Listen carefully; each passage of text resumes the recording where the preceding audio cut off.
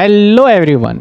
मेरे पीछे आप एक वर्ड जो है वो देख रहे होंगे। कौन किस वर्ड की आज मैं बात कर रहा हूं? इनकम टैक्स के अंदर एक वर्ड है हमारे सामने AY, और कई बार आपने PY वर्ड भी देखा होगा। PY, आइए इस वीडियो में देखते हैं AY का मतलब क्या होता है। AY का मतलब होता है असेसमेंट ईयर। असेसमेंट ईयर क्या होता है समझते हैं।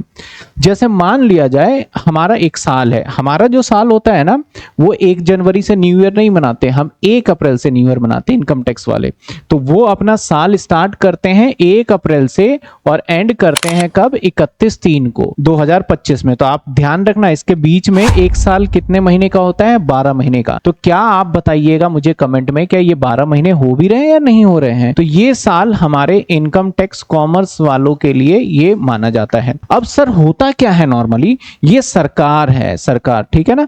और सरकार के पास ना अगर हर महीने मान लेते हैं कि इस साल में आप पैसे कमाया, 1 महीना हो गया, आप लाइन लगा के गए सरकार से कि हमें टैक्स देना है, टैक्स देना है, टैक्स देना है। जो यहां पे सरकारी अधिकारी बैठा होगा, सरकार टैक्स लेने वाला, गवर्नमेंट लेने वाला, वो तो भाई पागल हो जाएगा। और इसमें से भी देखो कितने ऐसे ऐसे लोग होंगे, आप इन लोगों को क्या समझ रहे हो जो लाइन में लगे हैं, इसमें से सब एक दूसरे को देख रहा होगा, तूने सही कैलकुलेशन किया, तूने सही निकाला, यार मैं तो ऑफिस से आते आते आ गया हूं, पता नहीं हर महीने हमें टैक्स देना पड़ रहा है, क्या तूने सही से निकाला कि नहीं निकाला? हर कोई एक दूसरे से पूछ रहा होगा, गलत सलत जमा कर देगा और सरकार हर महीने कैलकुलेट करेगी। तो मान लो हर महीने ये ऐसे ही काम हो रहा है, सरकार कुछ दिनों में पागल हो जाएगी। तो सरकार बोलती है रुक रुक रुक, अभी तुझे मुझे टैक्स वैक्स नहीं देना, एक काम कर, तू साल में एक बार आइयो। तो इसका मतलब सरकार इस पूरे इनकम पे 1 साल पे टैक्स लेती नहीं है, बोलती है रुक जा, अभी हमें तैयारी करने दे।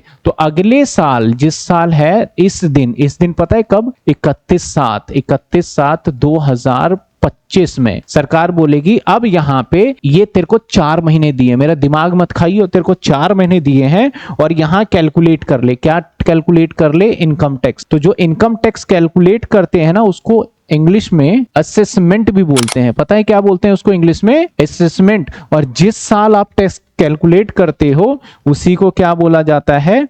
Assessment year. तो आपको समझ में आया असेसमेंट ईयर क्या होता है? जिस साल हम इनकम टैक्स कैलकुलेट करते हैं उसको असेसमेंट ईयर बोलते हैं। आप एक बात बताइएगा, क्या मैं इसी साल के इनकम पे कैलकुलेट कर रहा हूं? तो जवाब नहीं, मैं तो इस साल की इनकम पे यहां कैलकुलेशन कर रहा हूं। तो जिस साल इनकम कमाया गया उसको हम बोलते हैं प्रीवियस ईयर। उसको क्या बोलते हैं हम? Previous year. प्रीवियस ईयर, जिसको शॉर्ट फॉर्म में आपने कई दफा ऐसे PY देखा होगा। तो होपफुली आपको समझ में आया होगा।